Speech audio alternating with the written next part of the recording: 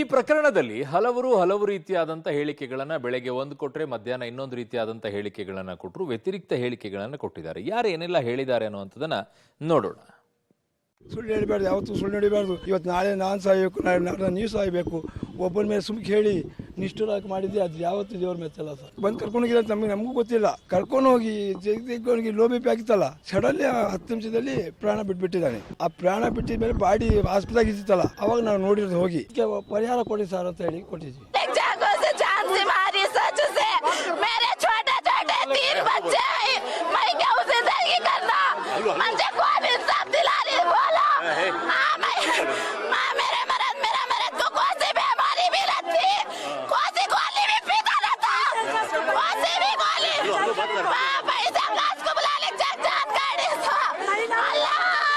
ಎಂಟೂವರೆ ಗಂಟೆಗೂ 8 ಗಂಟೆಗೂ ಹಿಡ್ಕೊಂಡು ಬಂದಿದ್ದಾರೆ. ನಮಗೆ ಘಟನೆ ಗೊತ್ತಾಗಿದ್ದು 8:15, 9 ಗಂಟೆಗೆ ತೀರ್ಕೊಂಡಾನೆ ಅಂತಾನೆ ಗೊತ್ತಾಗ್ಬಿಡ್ತು. ಗೊತ್ತಾದಾಗ ನಾವು ಸೀದಾ ಆಸ್ಪತ್ರೆ ಹತ್ರ ಬಂದು ನೋಡಿದ್ವಿ, ಬಾಡಿ ಇತ್ತಲ್ಲಿ. ಆಮೇಲೆ ನಾವು ಸ್ಟೇಷನ್ ಆಗಿರೋದು ಅನಾಹುತ, ಸ್ಟೇಷನ್ಗೆ ಹೋಗಿ ಮಾತಾಡೋಣ ಅಂತ ಸ್ಟೇಷನ್ಗೆ ಬರೋ ಟೈಮಿಗೆ DSB ಸಾಹೇಬರು ಕೋರಟ್ ಸರ್ಕಲ್ ಅಲ್ಲಿ ನಿಂತ್ಕೊಂಡಿದ್ರು. ನಾವು ಅಲ್ಲಿ DSB ಸಾಹೇಬ್ರ ಹತ್ರ ಮಾತಾಡಿದ್ವಿ. ಮಾತಾಡಿದಾಗ ಅವರೆಲ್ಲ ಈ ಥರ ಆಗಿತ್ತಪ್ಪ, ಅವ್ನಿಗೆ ಪಿಡಿಸಿತ್ತು ಅಂದ್ವಿ. ಇಲ್ಲ ಸರ್, ಅವ್ನಿಗೆ ಪಿಡಿಸಿದ್ದಿಲ್ಲ, ಸ್ಟೇಷನ್ಗೆ ಬರತ್ತಂಗ ಸ್ಟೇಷನ್ಗೆ ಹೋಗಿ ಮಾತಾಡೋಣ ಸರ್, ಇಲ್ಲಿ ಮಾತಾಡೋದು ಬೇಡ ಅಂತ ನಾವು ಸ್ಟೇಷನ್ಗೆ ಬಂದ್ವಿ. ಸ್ಟೇಷನ್ಗೆ ಬಂದಾಗ CPI ಸಾಹೇಬ್ರಿದ್ರು, DSB ಸಾಹೇಬ್ರಿದ್ರು, ಅವ್ರ ಹತ್ರ ಮಾತಾಡಿದ್ವಿ. ನಾವು ಮಾತಾಡಿದಾಗ ಇಲ್ಲ ಸರ್ ಇದು ಹೊಡೆದಿರೋದು ಅಂತ ನಾವು ಹೇಳಿದ್ವಿ. ಅವ್ರು ಇಲ್ಲ ಪಿಡಿಸ್ತಾರ ಆಗಿತ್ತು, ಅವ್ನಿಗೆ ಲೋ ಬಿ ಪಿ ಆಗಿತ್ತು, ಅವ್ನು ಗಾಬರಿ ಆಗಿದ್ದಾನೆ, ಗಾಬರಿ ಆಗಿ ಪ್ರಾಣಾన్ని ಬಿಟ್ಬಿಟ್ಟಿದ್ದಾನೆ ಅಂದರು.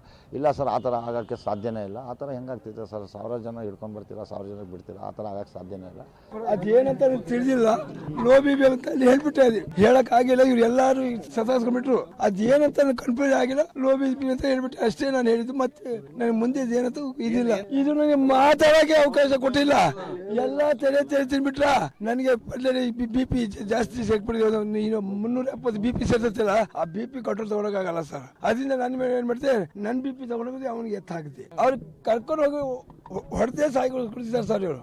ಇಲ್ಲ ಸರ್, ಅದು ಸುಳ್ಳು ಮಾತದು. ನಮ್ಮ ಸೊಸೆ ಹೇಳ್ತಾರೆ, ಅವ್ರಿಗೆ ತಲೆ ಇದು ಹೇಳ್ತಿದ್ದು. ಅದೆಲ್ಲ ಬಡಗಿ ಕೆಲಸ ಮಾಡ್ತಿದ್ದ, 2,000 ರೂಪಾಯಿ ದುಡ್ಕೊಂಡು ಬರ್ತಿದ್ದ. ನಮ್ಗೆ ಎಲ್ಲ ತಂದೆ ತಾಯಿಗೆ ಸೊಸೆಗೆ ಎಲ್ಲ ಸಾಕ್ತಿದ್ದ ಸರ್. ಆ ಭರವಸೆ ಮೇಲೆ ನಾವು ಜೀವನ ಮಾಡ್ಕೊತ ಬಂದಿದ್ದೀವಿ ಸರ್.